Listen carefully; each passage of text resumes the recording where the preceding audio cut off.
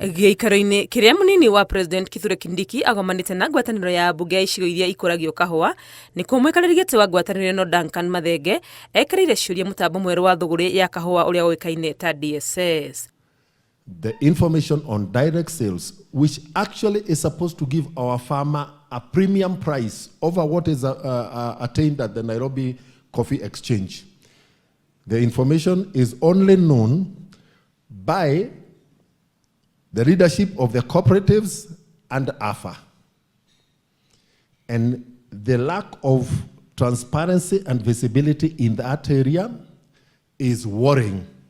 There are issues of transparency which we need to work on.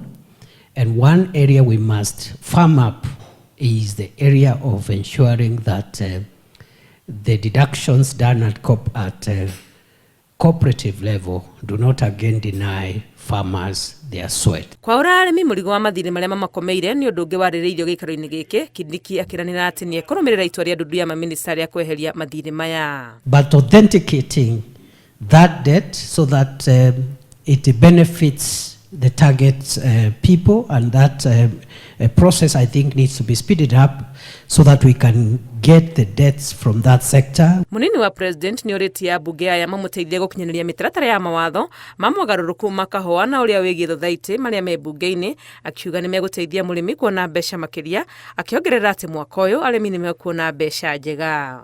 The introduction of the trade of coffee at the Nairobi Coffee Exchange has already yielded some fruits. The return per kilogram of cherry was 60 shillings in 2022, 80 shillings in 2023, 100 shillings in 2024, is likely to increase in 2025. Gũtigĩrĩra arĩmi marĩ na mbegũ nginyanĩru o hamwe na kuongerera mũigana wa kahua karĩa tũkũragia na njĩra ya gũkũria kahua na maĩ icigo-inĩ ingĩ, no makinya mangĩ thirikari ĩrorete kuoya kũhanda rũhonge rũrũ.